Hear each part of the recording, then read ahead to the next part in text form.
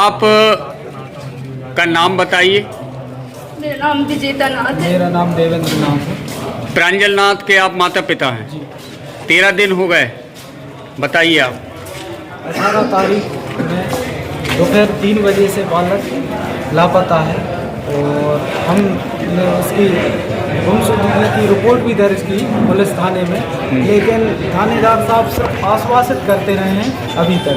हाँ हाँ 18 तारीख से लेके अभी तक जब भी हम उनके पास गए हैं सिर्फ वो यही कहते हैं आपका बेटा आ जाएगा, सुरक्षित है। हाँ। और आप चिंता ना करें। तो अच्छा। मतलब ये कहना चाहता हूँ मैं कि वो हाँ। सुरक्षित है। हाँ। तो इसका मतलब क्या है?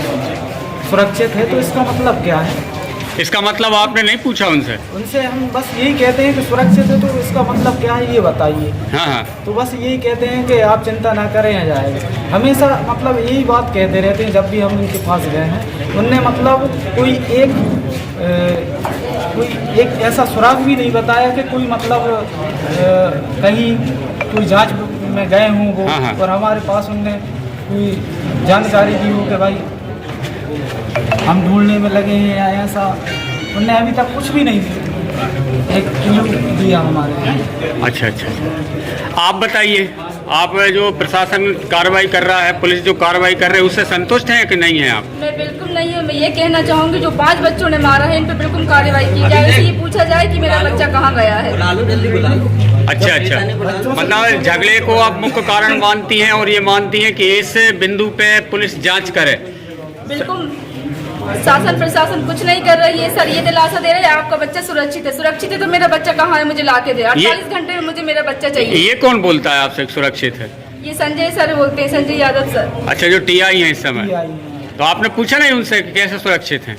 पूछा था कहने लगने को सुरक्षित है, हम ला के देंगे आपका बेटा। अच्छा, ला के देंगे, कहाँ है सुरक्षित ये तो बताएं। अभी तक कुछ बता ही नहीं रहे हैं।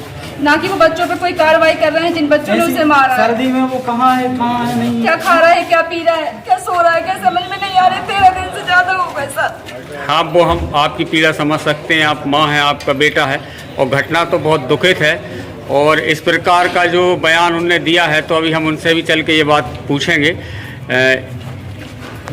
आप प्रांजल नाथ के चाचा जी। 13 दिन हो गए तहसील कार्यालय आप आए हो। सभी नगर बस्ती का जन समर्थन आपके पास है, वो भी चाहते हैं, बस्ती भी गुस्सा में है। आप क्या कहेंगे?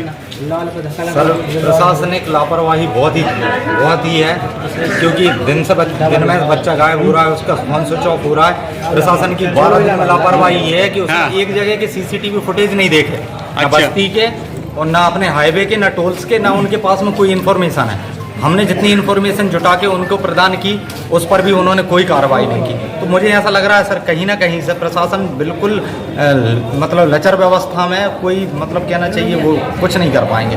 और हमारा निवेदन ये है कि ये तो कार्रवाई किसी दूसरे को सौंपी जाए और बिल्कुल न्यायिक रूप से बिल्कुल निष्पक्ष जाँच होनी चाहिए। सर एक बात और बताइए, प्रांजल नाथ के माता पिता ने ये कहा कि जब टीआई से बात करते वो कहते सुरक्षित है और आपका बेटा वापस आ जाएगा, मतलब वो ढूंढ के दे देंगे। बिल्कुल सर, हम सर ये क्या है? हम सर क्या है, हम यहाँ से हाँ। रायसेन भी गए हुए थे, भाभी भी गई थी साथ में, और एसपी सर के ऑफिस भी गए थे। उन्होंने यह आश्वासन दिया था कि दूसरे दिन से एसडीओपी सर इस मैटर पर काम करेंगे, उनके अंडर में ही टीआई साहब काम करेंगे और वो कल पहुँच जाएंगे। मैंने एसडीओपी साहब को फ़ोन भी लगाया, उनसे मेरी बात भी हुई।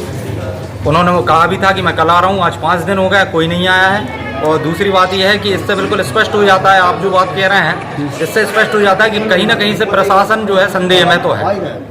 संदेह में जो मतलब भाई साहब को और हमें जो भी उन्होंने अभी तक बोला है, हाँ। उससे प्रशासन संदेह में है सर। तो फिर क्या करेंगे सर आप? सर हम ये चाहते हैं कि इसकी निष्पक्ष जांच हो और कोई दूसरा अधिकारी आके करे इसको। चलिए सर, आपने हमसे बात की, इसके लिए बहुत धन्यवाद।